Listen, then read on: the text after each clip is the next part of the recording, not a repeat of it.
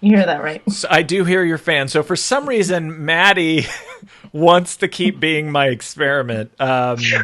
And so she Maddie's keeps, gonna blow up her computer. yeah, her computer is on fire right now because we're going through Skype, and we have talked about this several times with these Facebook Lives. It looks the prettiest. You see, I can put, Maddie's name on the top, and now you know that it's Maddie, though it looks like she's over here. So let me put it over here and see what, oh, you move that in real time.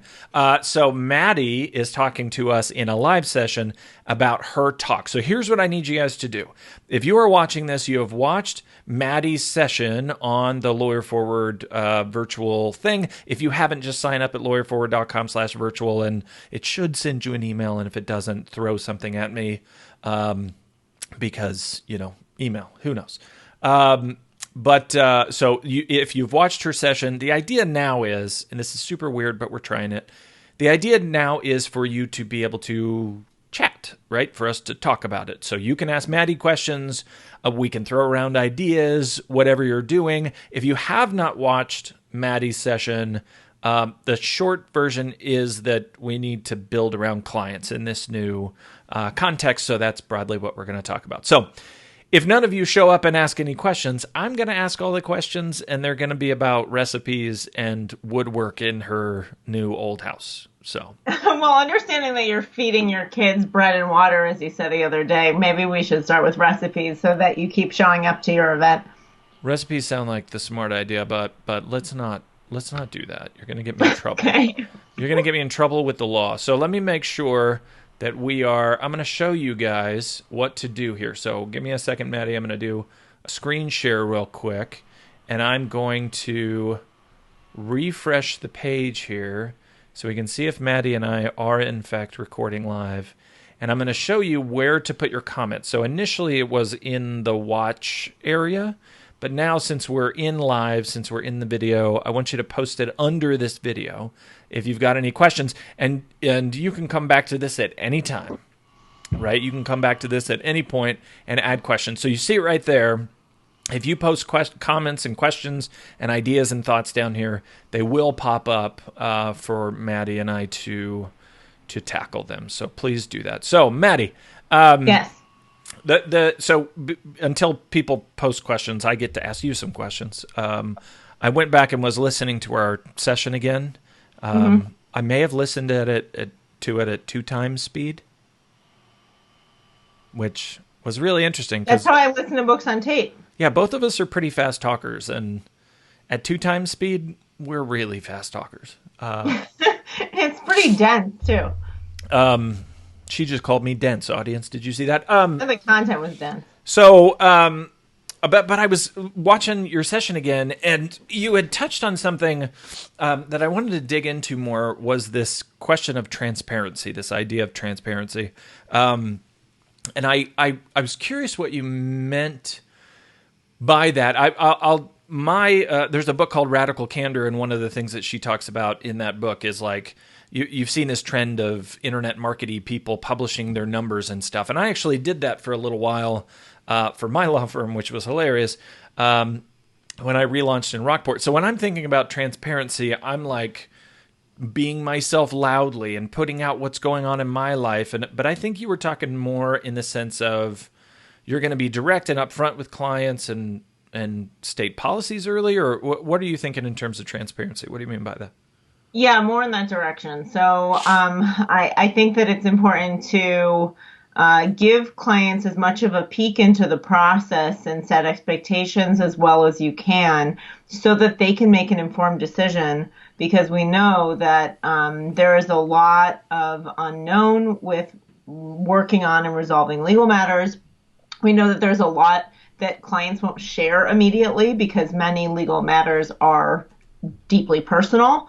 And I was just on a call earlier today discussing, how Smith AI doesn't record calls. And, I think there's a lot around that sort of thing. But when we talk about transparency, what we want to talk about is what the Clio report from last year gets at, which is your responsiveness is only as good as you provide content and you address through the channels that clients are trying to communicate to you, right? So if you are responsive and it's only by phone, respond to emails other than to say, here's how to call us, which the Clio report references. And if you don't respond by Facebook message or text, given the amount of screen time that people have, and if you don't respond with the answers that people are looking for that you surely can't anticipate, then you are getting away from the information that provides transparency into what someone's getting into when they sign an agreement to work with you, which we know, working with an attorney and the agreement that you sign, both sides take that very seriously. So you want to have your clients operating with the best information that they can to make a sound decision. And that's where transparency comes in, so that you are both on equal footing to make the decision to work together. I was thinking about so George Saharis of Clio came on, and he was talking about trends turning into norms, and so he talked about the legal trends report, but from the perspective of what's being triggered by this moment. What were the trends that we saw before that are going to be, solidified in this change?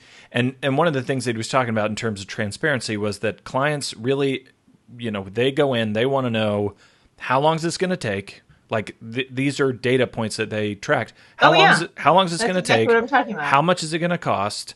And what's going to be required of me? What do I have to do? How do I need to prepare? Right. How long, how much, how much effort and bandwidth, right.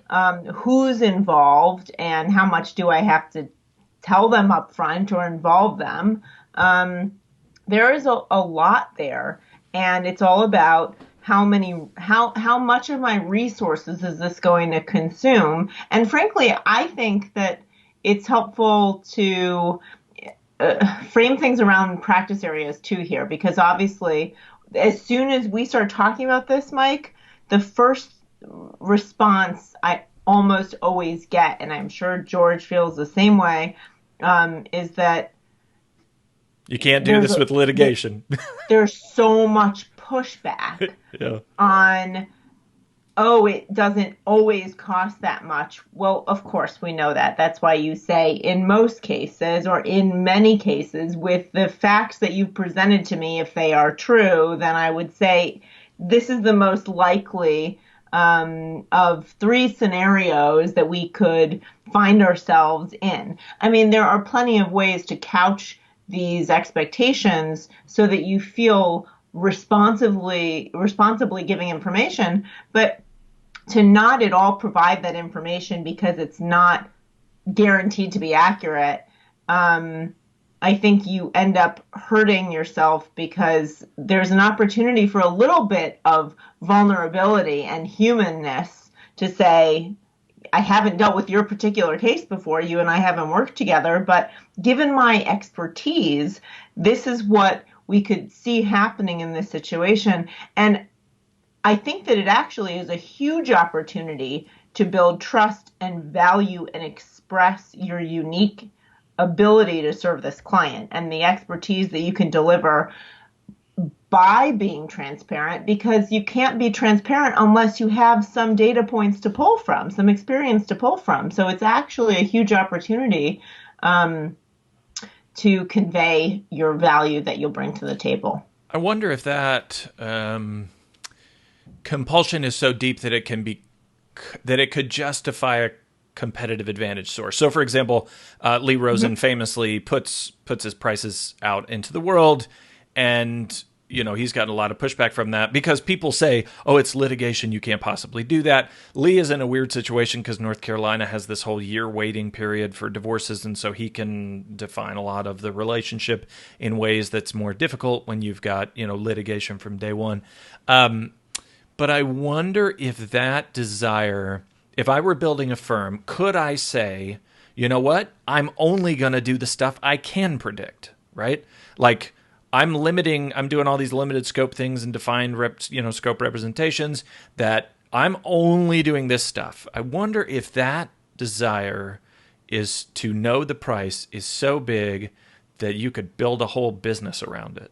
You know what I mean? If that's your personality, then that may work for you. There are some people who are really into process and systems and regularity. There are others who are in the legal field who relish the creativity and the, dynamics of the unknown and problem solving around that. Like if I were an attorney, that would appeal more to me, the latter, because I love that new information and the flex and the reaction and the smart choices that come along with that engage my brain in that way that I enjoy. Plenty of people hate the way that engages their brain, right? So if you are more of a engineer, architect, math mindset sort of structured person, that can be great for you. And also it can be great if you have an interest in a scalable model or an expansion plan that is almost like, a trademark worthy, IP worthy, like model for a law firm, which a lot of people have aspirations to do, then that could be really appealing. You have this system that you can replicate. There are others who are of the mindset, especially in the solo small mindset, that every case is a unique snowflake that requires deft hand and vast creativity, which absolutely can be the case. But either way, if you have expertise, you identify what you see as a number of paths that you're going to potentially take with a legal matter, and then probably pretty able to at least more than 70% of your competition in the market, you could have a huge advantage by just being upfront about the client's expectations. And I'll tell you one other thing. I think that it's client-centered to at least say, based on my experience, clients in your situation often ask about such and such, and I can give you information about this. You may be disappointed, but I'm not going to estimate the cost because there's such a wide range in the time horizon. And even to address it, I think, is one element of transparency. To say, I anticipate your questions about this. And if you're not asking me about this, you should be, and here would be my answer. Yeah, I would point people to Ed Kless's session. He talked about sort of scoping in that first consultation or whatever you call it. The other thing I would point to is, this is super nerdy. I'm about to get super nerdy. David C. Baker, who wrote The Business of Expertise, has been writing recently about the problem with agile project management. And agile basically means you're going in without a really structured plan. You're doing what's needed as it's needed. Scope pivots all the time. So sort of the way lawyers handle litigation. Hourly billing is really nice for agile because you're being told just to move, just to go do things. And David has been writing recently about how, like, Agile doesn't make as much money as we think it does. And it's interesting because his world, which is design, they're the opposite of us. They've been teaching, hey, we need to shift to Agile because that puts the responsibility on the client, right? That they're dealing with the risk if the scope goes crazy. And it's funny because we're in the other end. We've been putting it on the client if the scope goes crazy, and some of us are saying, no, you need to turn it into defined costs. It's just interesting. If go read David Baker doing the contrarian position, because in a lot of ways I could say I did pro se assistance divorces, for example, and I could charge $1,500 and spend 2 hours on a case, right? Because I knew exactly what was going into it. I did the work early to create a bunch of systems to make the thing work, but like you said, that's not Mike, everybody. though, I mean, look at what people are transparency. I don't want to get myself into trouble here, but transparency is happening whether an industry likes it or not. And we know that because things are being systematized outside of your scope of your work. Things are being turned into forms. Things are being, outed about what it takes to take care of different legal matters. And the competitive advantage is your ability to see the trend and resolve things in a way that is repeatable based on your control that you have, which may be limited to some degree. And how do you bring your expertise to that process that may allow you to do something in 2 hours because you skip all these steps that someone else would have to take just not knowing what to do?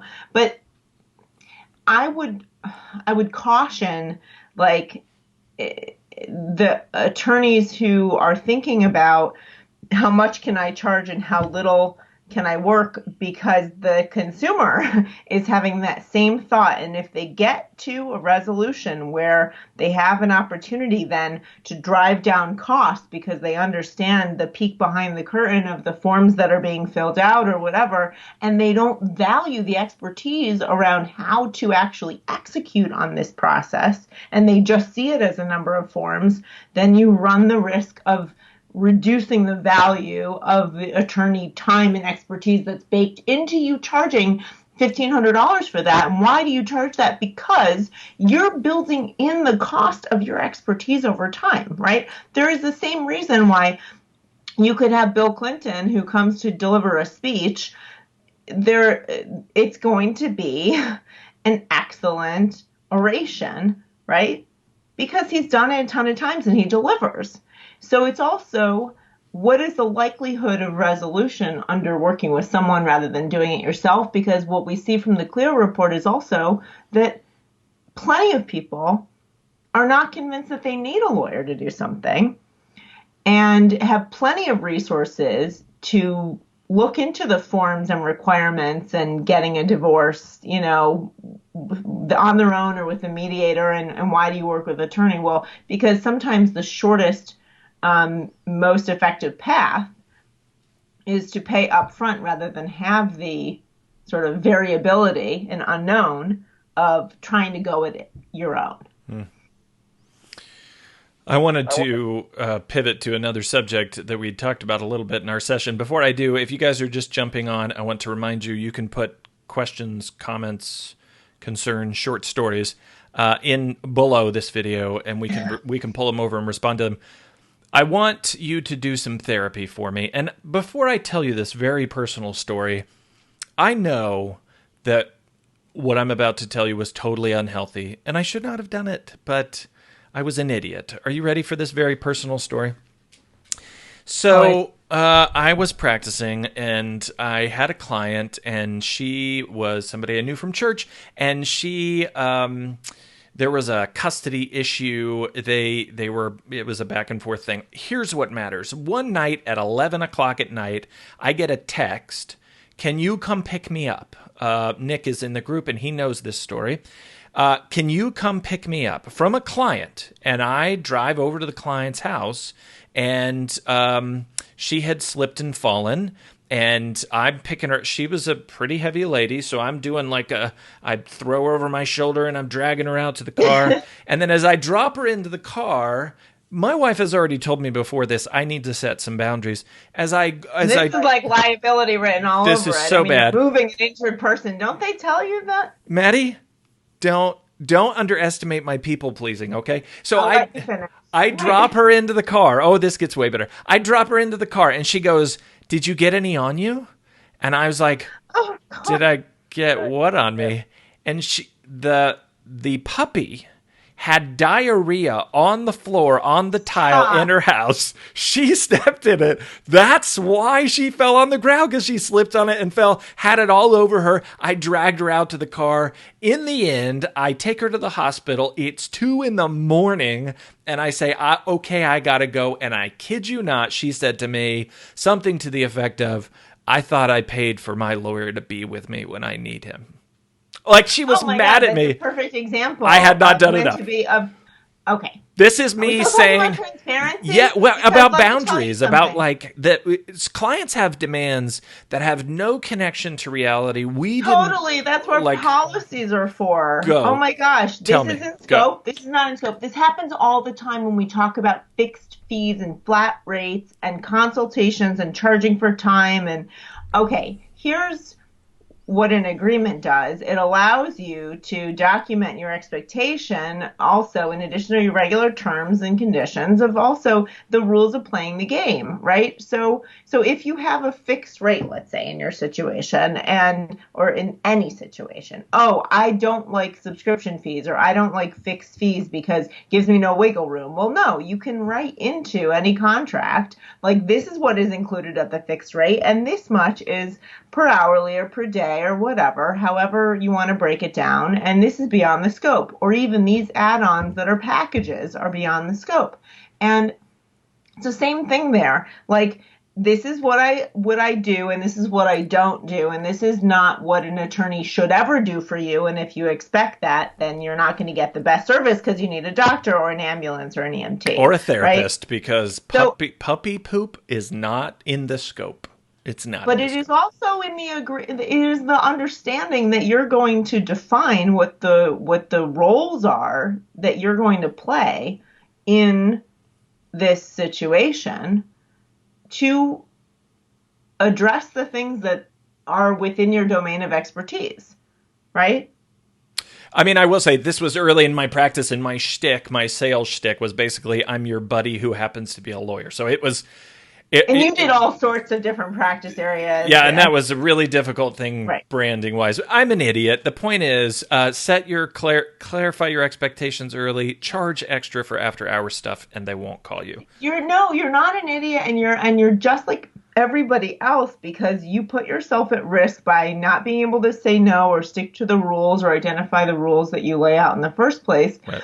And we see this all the time because if you keep saying yes to things, you can actually get in hot water, and you can end up resenting your practice that you once loved because you're eating into your family time, or you're getting texts from clients and then you start responding on your personal cell phone and all of a sudden you've changed the rules of the game that you don't respond anymore. Yeah. And your clients say, what the heck? Why did the rules change? Which is completely understandable. They have every right to say, why'd you stop texting me? You were doing it for a while, right?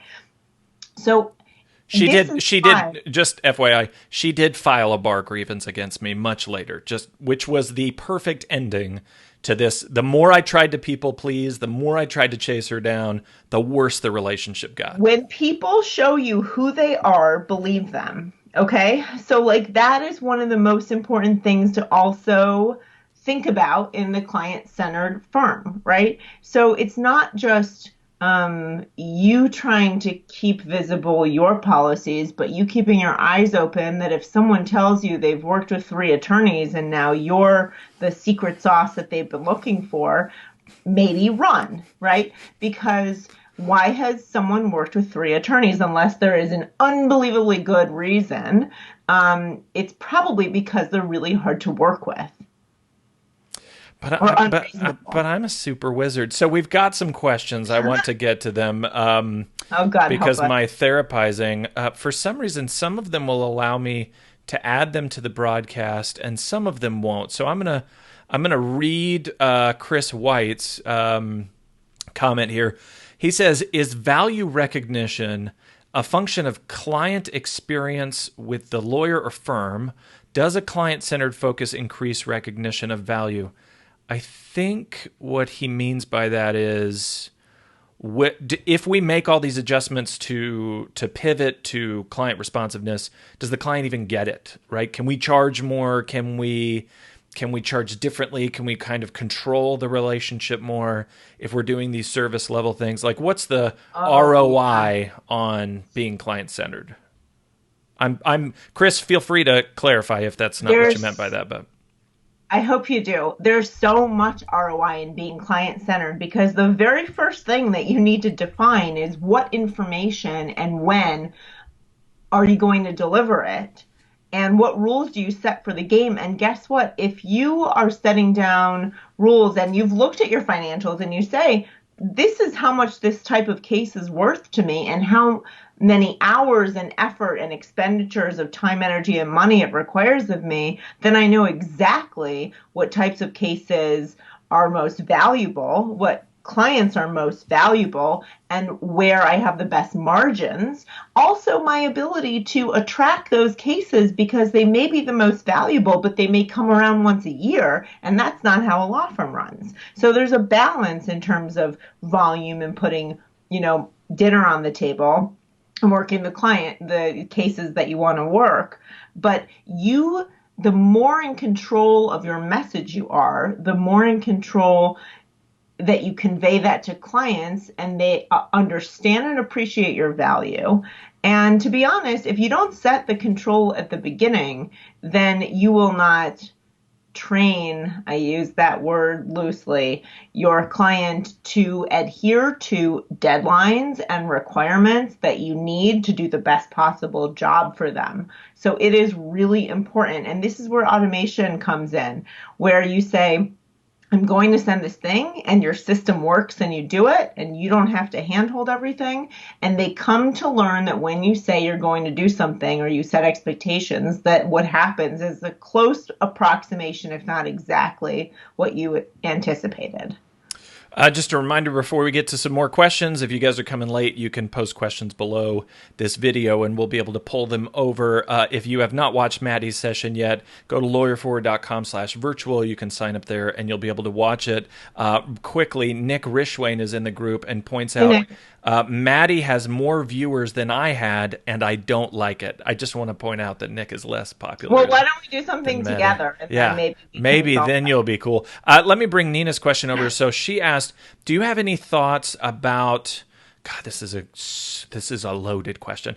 Do you have any thoughts about working with experienced versus inexperienced legal buyers? One of the things that I share all the time, and I mention it in the book, is that a lot of legal buyers are not experienced, and so they're pulling cereal boxes off the shelf blindly, right? Like they don't know how to differentiate between what's valuable and what's not. What should I expect? What shouldn't I? So Maddy, if you've got a practice area that a lot of these people are first, or maybe you survey them to see if they're all first-time legal buyers, you know what I mean?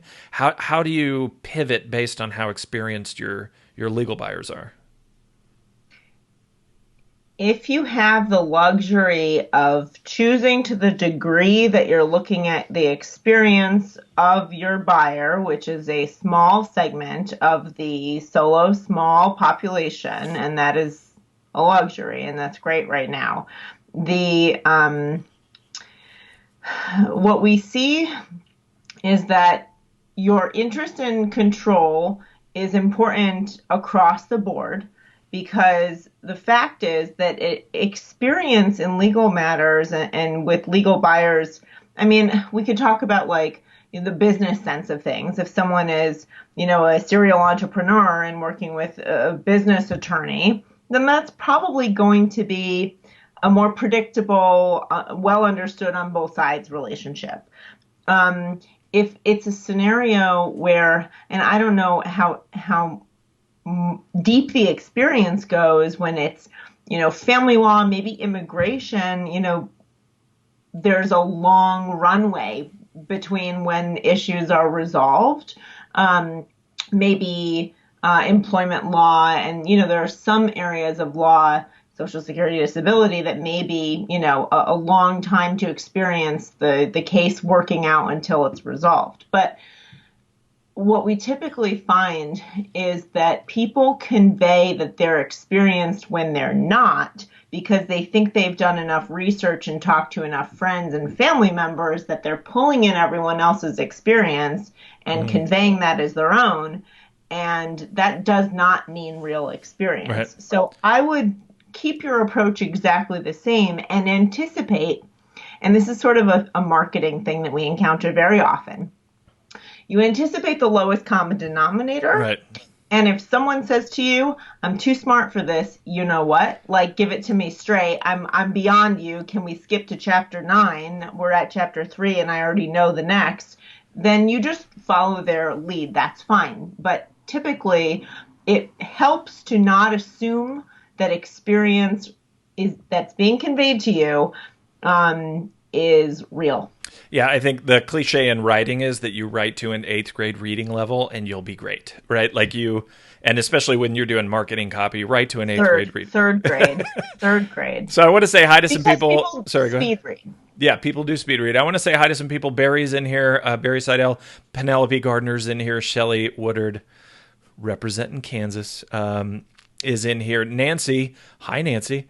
And Penelope says, go with your gut instinct every time. High maintenance usually doesn't pay their fees, and that is a fact.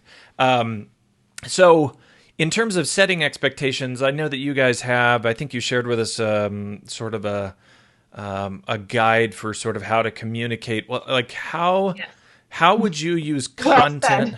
And Joe is in here as well, Michelotti. So how would you... this is personal, but I'm going to use this as an example. One of the hard things for me with this event is figuring out how often to notify people of things, right? Like, do I send them an email and send them an invite on Facebook and send them a direct message on Facebook and throw rocks at them and send pigeons? And it's interesting because I feel like I'm being obnoxious, but you sort of have to let people pick their medium, right? So if you're trying to do this exercise where you're setting expectations, how would you communicate that to them? Just in every possible way you can? Do you think video is more effective or writing is more effective? Or what do you think is the best way to communicate to clients these expectations? There's so many if-then statements sort of coming through my brain. So first of all, it really depends on your practice area, how urgent the legal matter is, and how urgently you have to work to capture it. If it is personal injury, then we know you have to work quickly to be super responsive 24 hours a day, 7 days a week, and be very systematic in capturing the information you know to assess the case value and whether or not you're going to take it, and if you think that it's something that's good for your firm to take on. Now, if you're working on a completely different matter, if it's trademark, right, an IP, for example, or patents, like, these are things that you would take a totally different approach to and are not expected to work 24/7. And that may even erode your brand if people think that you are not professional to the degree that a white collar, IP attorney is not working at 8:00 at night or whatever. Then you have to be careful about what your client's timelines are. And if you're in general practice, you may even have different rules or emergencies, whether it's a new client or existing client or someone gets access to you in a certain way. Now, in terms of outbound, it's also what is your expected timeline for conversion? But I'll tell you that keep in mind that it's not going to be one touch point. What we saw from data from Lead Docket, this was a year or two ago, it's 6 touch points, 6 calls before you have 93% confidence that that client who is going to convert and hire you will have done so by then. Now, how many attorneys do you think actually call a potential client themselves 6 times or make the contact?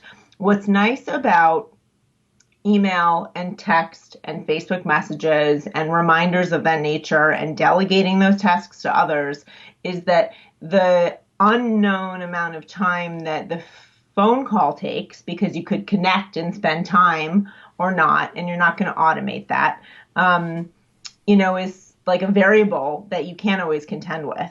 So I would say it's really important to put the systems in place for routine follow-up, look at the data, do more activity if you are spending more money to capture those leads in the first place. Like if you're advertising and you're investing in a significant way to bring in leads into your business, to grow your YouTube subscribers, to build your email list, then if you only email them once every 6 months, you're wasting your money and bringing in people to the top of that funnel, right? So I talked about the funnel in the video with you, and we have it in the law firm communication playbook in the library where all these scripts exist for phone and email and chat.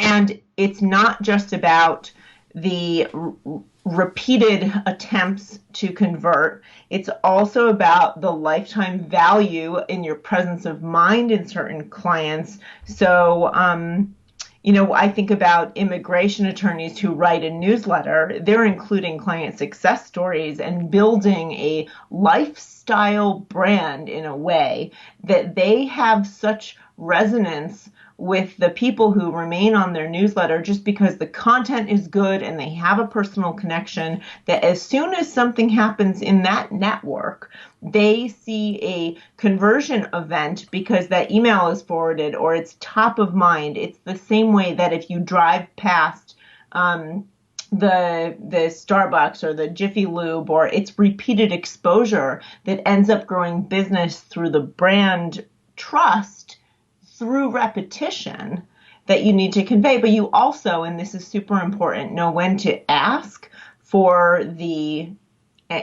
and sell, and know how to do so, and then to take the action to get the commitment, right? So people are not always comfortable asking for the retainer, and in following through promptly to get that retainer and agreement signed when the emotion is highest and the sentiment is most, won over.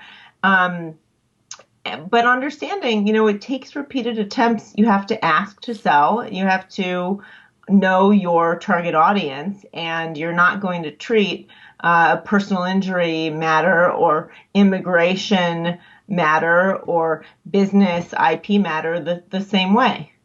Yeah, I was thinking when you were talking about that, about I hear a lot of lawyers will say it's not like people call their doctors at night, right? You never call your doctor's office thinking that you're going to get a doctor. Well, that should signal to you that they don't see you the way they see their doctor, right? They see you like they see their dry cleaner. They see you like they see their pharmacist. You're a service company to them. And so either that's an issue with clients that you need some education process if you're in fact not trying to be that kind of business, but maybe you are trying to be that kind of business. Maybe you are trying to be a service company and quick and responsive.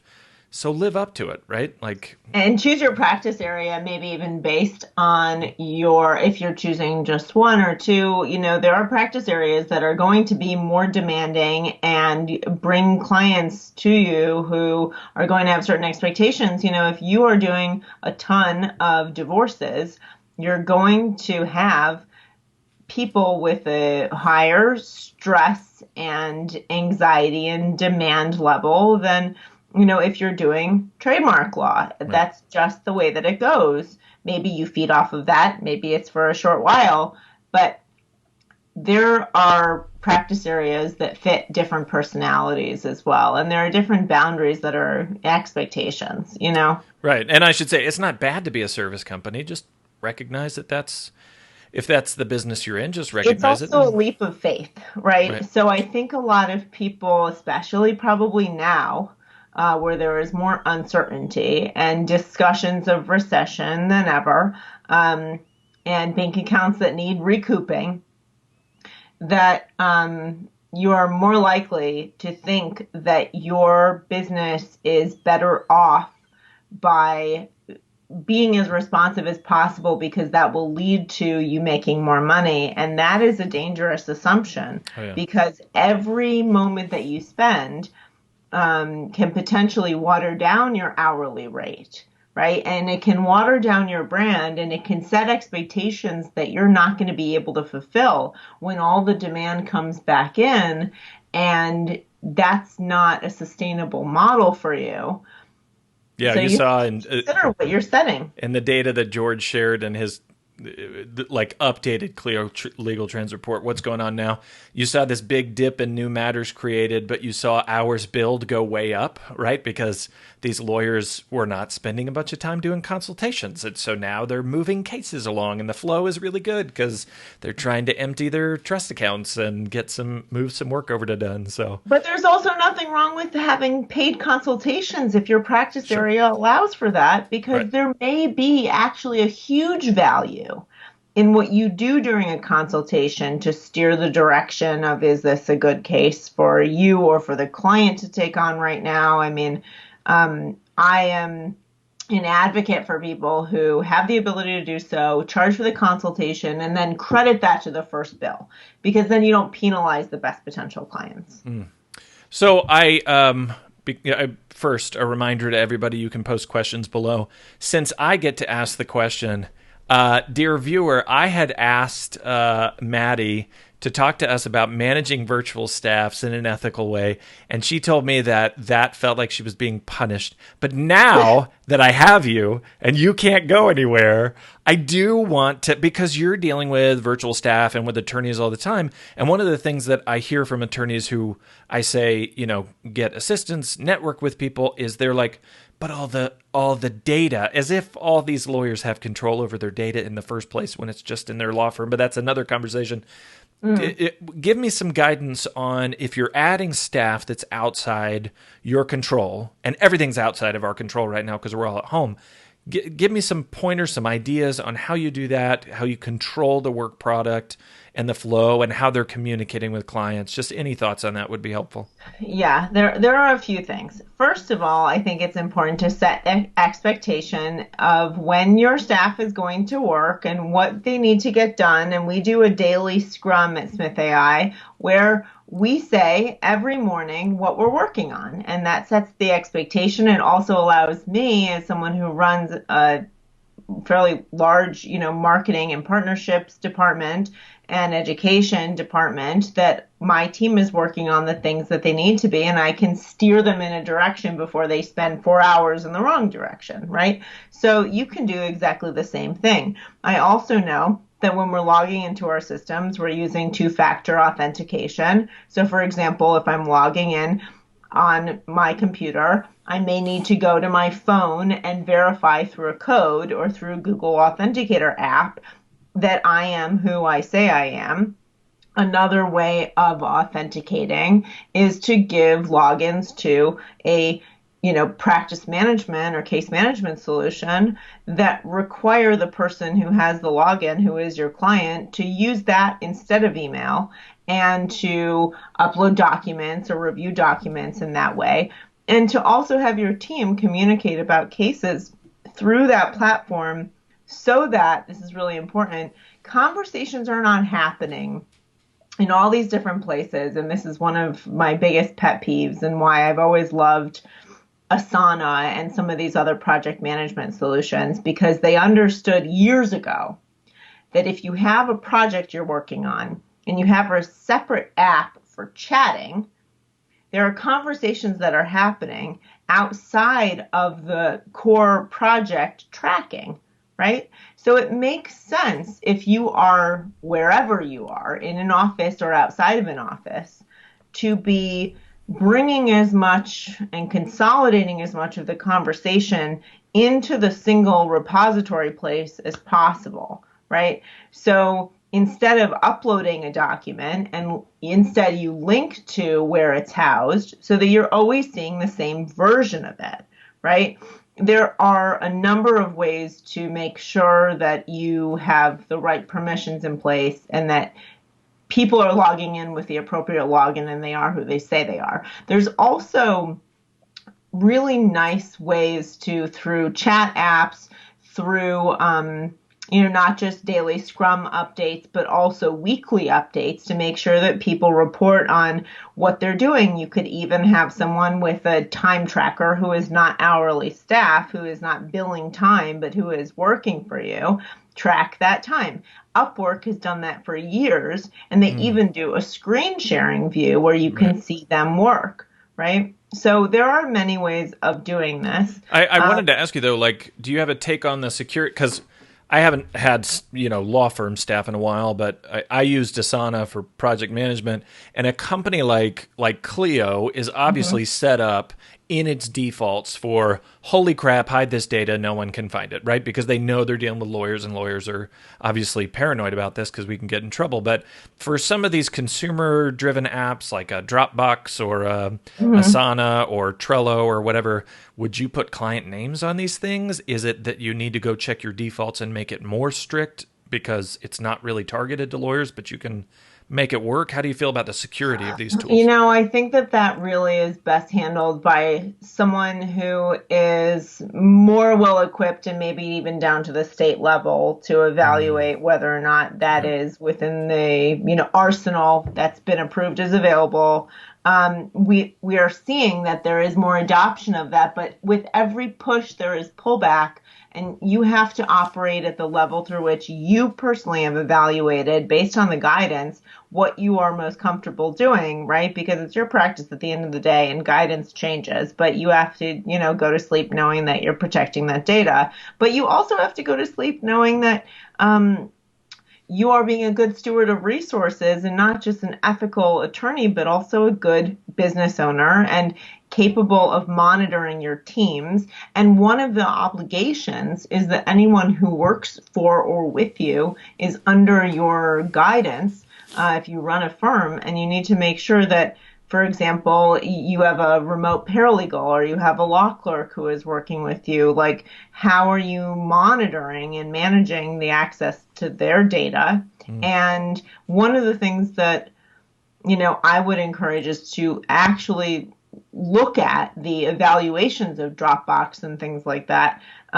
Because Dropbox, at least they did a year ago, had a write up just about serving attorneys and sort of locked down and deeply authenticated access to their information, but there's still conflicting evidence around whether or not that's sufficient.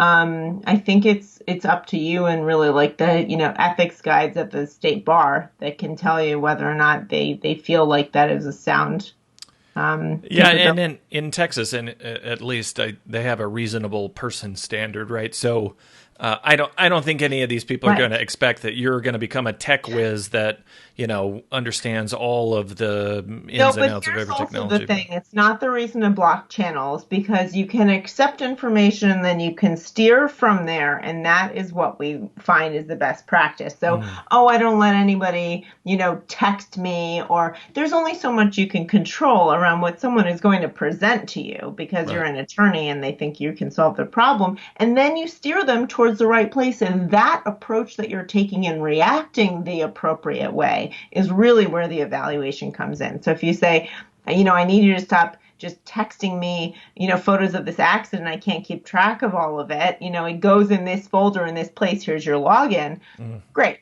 Um, it really ends up being for your organization and for your case, the best scenario to have things housed more cleanly and not in a million places. And there's tons of people who will help with proper organization and foldering and email systems even so that you can access the information, right? It's not just security, it's also efficiency mm, and completeness right. so that you can work a case properly and so that teams can help you. If you're the only one who understands the system and it's like a secret Morse code that doesn't create a lot of a lot of success for like scaling your law firm, and delegating tasks. Yeah, I know too many people whose paper files have been burned or their place flooded or whatever. Oh yeah, where's Jared Correa when you need him? I mean, Yeah. he has a fantastic story about that, and it's so true. Like the definition Where's of Jared security. Correa when you need him? That's a phrase I have never. Hi, Jared. He's Uh, probably sleeping or taking care of his kids right now. But oh no, he's working like a maniac. We know yeah. Jared. But the thing is, like your data is typically way more secure within these systems that are being provided than in your office. And let me tell you, there's a huge cost savings available to you if you move things out of a physical office, realizing where we are here today, Right. that you probably don't need to have a physical meeting space, a physical desk space that has a lock and key, because it is far easier to break into an office or a desk than to break into, some of these other systems that have been built for the sole purpose of protecting data. So, if I can make a final point on this client-centered thing, and I want you to pivot off of that, and then we'll talk about some of the resources that you've shared with us, and remind people about future conversations like this. one of the things that came out of George's and just the data from the Legal Trends report is that clients and lawyers have totally different ideas about the communication medium that they want for different interactions, right? Like, we think clients want a phone call when they want an in-person. We think they want an in-person when they want an online check. And it's you can't have a blanket statement of clients want X. You've got to be adaptive. And so part of that is getting data. Part of that is asking your people what they like, what they're looking out for. See if once you identify the kind of person you're trying to serve, see what they want. You don't have to do everything that they say. If you can't do it at a profit, you have no moral obligation to deliver any service to anybody. But definitely don't do it based on your own suppositions or one he said, she said. Get some data to like being one of the first things about being client-centered. I think my point is that it's not about you deciding clients want. It's about clients giving you some insight on what they want. Yeah, and also one thing that's very risky that can be done in any profession, we see this in tech all the time, is building things and investing based on one piece of feedback or request before the client's even signed on. So Right. if you've ever had a client who said, I really need this or I really want this, and it requires a new investment by you because the client has said, I'll only work with you if you do this, and you invest in it with the expectation that they're going to hire you after you do that, that's also very risky. So another reason to have data points is to make sure that what one client is steering you towards or requesting is going to be repeated and will pay you back over time because you're now going to set up whatever system, right? Like we know, for example, that clients will actually choose not to work with certain law firms because they don't take credit card payments. That is categorically, repeatedly the case, and that allows you to recoup the 85% discount rate to the invoice and 85% lack of realization of the invoiced funds. We see a 30% reduction in the billed hours to the actual bank account, right? If you charge, 1.9, 2.9% credit card fees, if you're incurring that as an extra cost, that's significantly less than 30%, right? So it makes sense to accept credit cards. And even if one client's doing it, one transaction probably pays for itself. That's sort of a no-brainer, pay you back sort of decision that you could make that I would encourage anyone to do so. But there are other decisions. So-and-so used this app with my other, case or whatever. We're talking about experienced legal consumers. If someone has some preference and there's not the basis for you to invest in that technology, I would question whether or not it's really going to force you to lose the opportunity to work Right. with that client, because clients will have you feel that way, and that's not necessarily the behavior that they'll follow, right? So see what they do and not what they say, because that is more reliable. That is a good point. So, real quick, Maddy, I wanted to share, because you shared a lot with us, I'm going to share my screen real quick and send people to, if you go to the top of the website, lawyerforward.com, there's a resources tab there.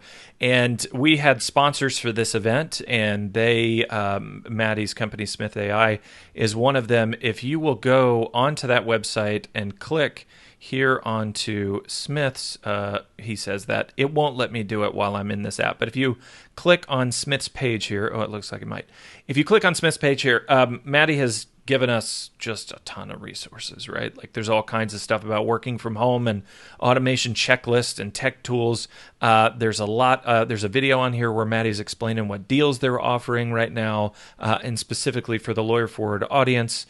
Lots of stuff on here, Maddy. I thought I'd give you a second to tell us about what you're offering for the Lawyer Forward crowd before we part. Yes. Yeah, absolutely. So what we're doing right now is we have a special offer. You can say that you found out about us through Lawyer Forward, but use the code SmithCovid19 so that you not only get the 20 call, 20 chat free trial for Smith AI. We are receptionists for phone, website chat, text answering, Facebook Messenger. We're adding new channels all the time so that we can be responsive on your behalf without drawing down on your bandwidth for more valuable tasks. Okay. We also are adding with that code, 20 calls and 20 chats free towards your first month of service. So if that gets you through this time and your call volume is relatively low, that is fantastic. There's no annual commitment, nothing. We're happy to provide that to you. If that is something that you're going to credit towards a larger plan, you can take those off of your plan as a discount. We also have something available that is just for people who don't want to go with a live staff chat, which is 24/7 chat bot, completely operational on your website. We will set it up for free. It is a $150 value to get that white club set up, and we are completely waiving that. So at least you can have the peace of mind that everyone who visits your website first has a friendly, prompt, and helpful and accurate response through this chatbot that is completely branded for you, and just experience, even if nothing else, the sort of queries that come into your firm firsthand in the user voice, so that you can see, maybe there's something on your website that doesn't quite, agree with the way that you phrased it. We see this all the time. You're describing car wrecks and people say car accidents, right? Allow us to help you in that way. There is no risk. And we also are including one CRM integration. So we've mentioned Clio a lot. Clio is a very common integration for Smith AI. So all of the conversations are logged in your systems, and that allows you for complete monitoring and oversight, which is obviously really important to be in tune with clients at this time, is to make sure that you're aware of those conversations that they want to have with you. Perfect. And just as a reminder to everyone, if you go to the Lawyer Forward Facebook page, on the left side under events, there is one event is called the Mother Watch Party. It's not because we're watching mothers, okay, you creepy people. It's because it's the Big Mama. And under here, under the discussion tab, if you click that, it's got all the events that are coming up for conversations just like the one we just had with Maddy. I think there's like 3 tomorrow. There's one at 10 in the morning, Central Time. There's one with Ed Kless at 10 Central, one at 3 Central with Mary Jutton, and then one at 6 Central with Graham of Corvum. So you guys make sure that you go join those. And let us know you're going to be there.